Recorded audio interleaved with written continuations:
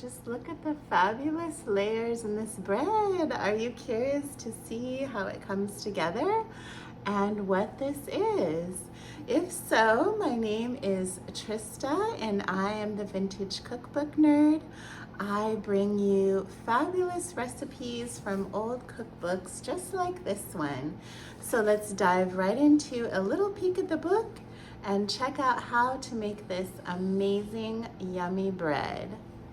So let's take a quick look at this community cookbook where we will find the Spumoni bread recipe.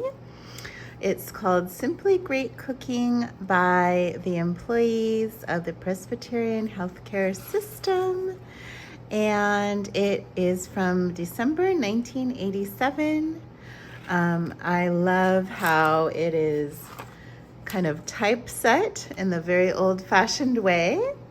So here in the bread section, we find Spumoni bread by Susan Beal of Medical Records. I love how all the employees contributed something, and it's really fun to see what special things there are in here. So let's dive right in how to make this bread. Ooh, another sneak peek of the bread. Look at all those pretty colors. It's coming along. So we are going to use a stand mixer here, or you can use a hand mixer.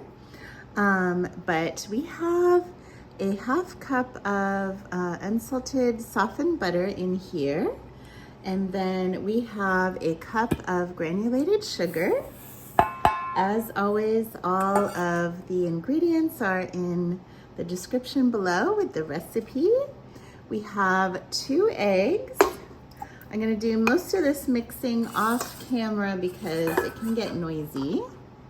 And then we have a teaspoon of vanilla. So we want to cream these together. Oh, I should have used, I have my new chute thing. I don't know if you can see over here. I will show you in a moment, but it's like a chute to put the dry ingredients down. I'll use it when I have the flour mixture, but we want to cream these together until they're nice and fluffy. So I will come back in a moment and show you what that looks like. That looks really nice and creamy, doesn't it? So we're gonna mix together all of our dry ingredients before we get them into the batter. So we have 2 cups of all-purpose flour. I'm just putting in a separate bowl here. And then we have a teaspoon of salt and then 2 teaspoons of baking powder. You can use a sifter, but in a quicker way, I usually use a whisk just to get those nice and incorporated. And this is really cool because we're making one basic batter and then we're going to magically put it into 3 different flavors, or mix it into 3 different flavors. So I'm gonna try this chute thing. And this is really cool because it makes sure all of the dry ingredients get in there and they don't get on the counter. I love that. How cool. It's a great Christmas gift I got. So we're gonna mix this batter together. And then we are going to add a cup of evaporated milk. This comes in a can, and you can save the extra for coffee drinks or things like that, or other recipes. So I'm gonna mix this and I will be right back. You can see what the batter looks like now. I'm just gonna add the milk, and then we'll be ready to make our 3 delicious layers of the Spumoni bread. I'm kind of upgrading some of the layers, so I'll let you know what I decided to tweak on this recipe. So I'll be back in just a moment. So now we have a really silky batter. Oops, I'm making a mess. But you can see that it looks a lot like cake batter. So in a moment, I'm going to be dividing these up. I got everything all organized with my bowl sticky notes. and for each of the flavors. So we will be dividing the dough. Let's come right. So the next step with this is we're gonna divide the dough up, and I am first going to scrape off the delicious batter off of this beater. Who remembers as a kid getting to lick the beaters? I remember also there was the ice cream dasher that you got to have extra ice cream off that when the homemade ice cream was done. That is pretty fun. So, and who here still sneaks a little bit of batter? I do every once in a while. So, all right, we have our batter here. Now I brought a scoop because I'm gonna try to divide up the batter into these 3 bowls as evenly as I can, because we're gonna have a pistachio layer, a cherry layer, and a chocolate layer. So I'm going to scoop 1 in each and hopefully evenly divide this as best I can. So I'm gonna do the rest of this off camera so that we don't waste time in this recipe, and I'll be right back to show you the flavored layers. Okay, so first we're gonna make the pistachio layer. So I have a cup of chopped pistachios. I got the shelled kind, so it took me a while to take the shells off. This originally calls for walnuts, which you can certainly use if you prefer walnuts. I really love pistachios, and I think that's usually what Spumoni ice cream has, so I thought I'd be a little more authentic with that. And then we want some green coloring. It says 4 drops, but I have a gel here, so we'll try to simulate drops. 2, 3, 4. That's probably gonna have a really nice color. So let's mix that up here. And I'm trying not to make a mess with the nuts, but hopefully we can get that color mixed in. And even if you decide not to use the color, it's still gonna be pretty with those green pistachios in there. So another good reason to use pistachios. If you want to, if you prefer to use another nut, that's awesome.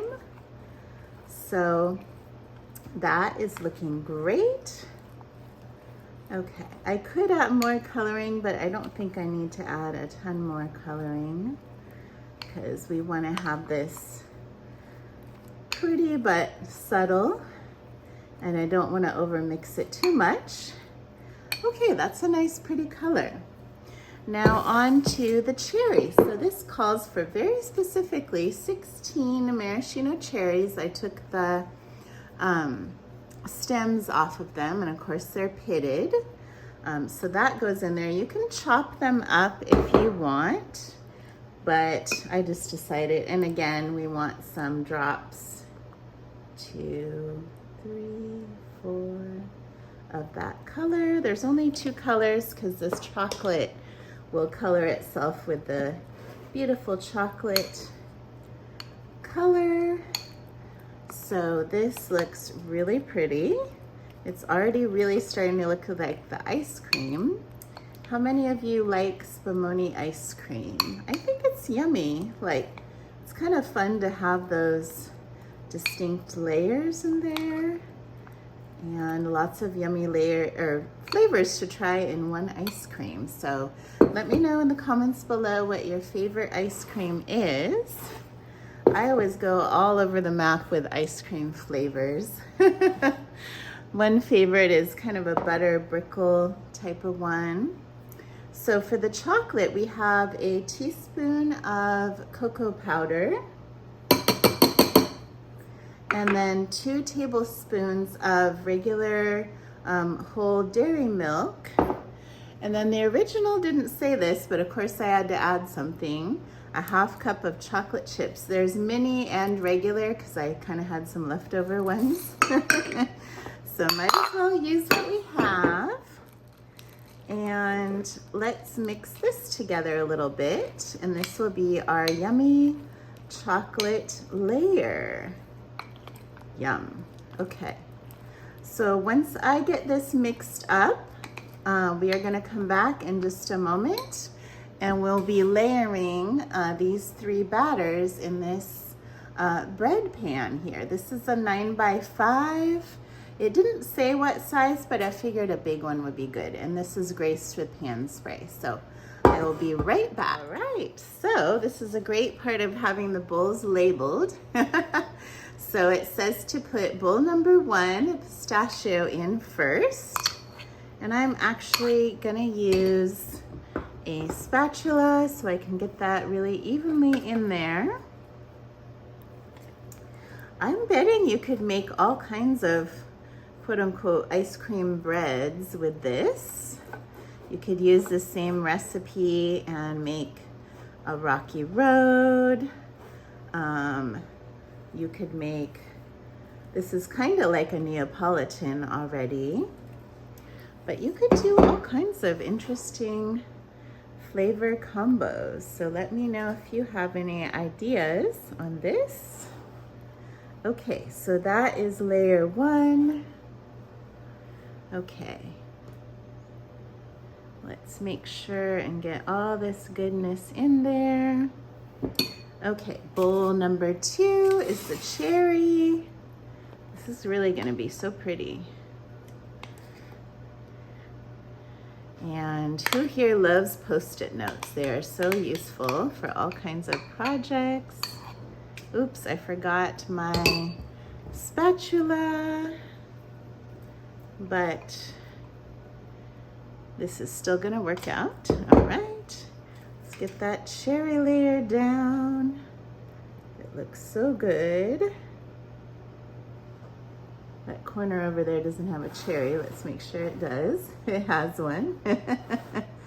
Okay, so I wanna make sure that's covered all the way.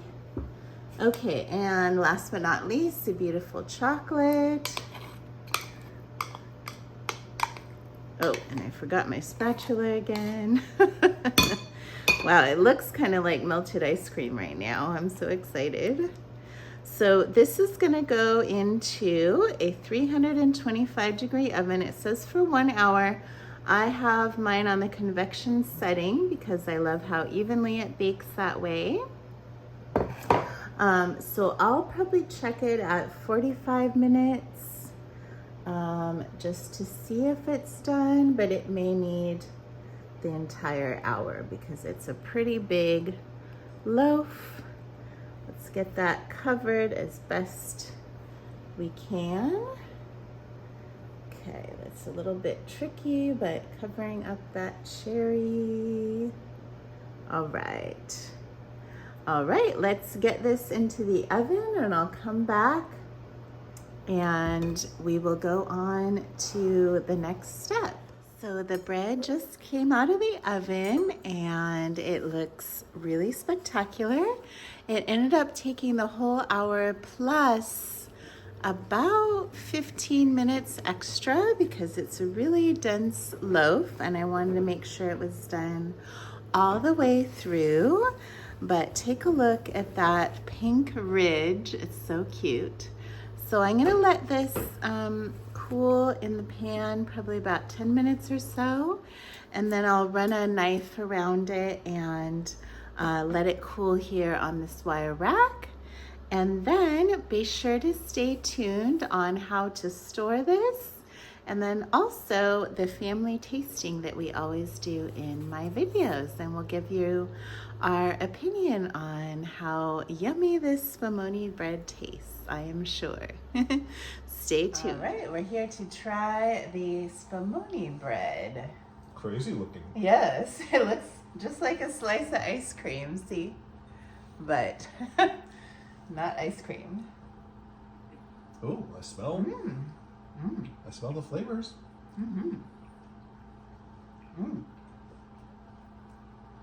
Tasty.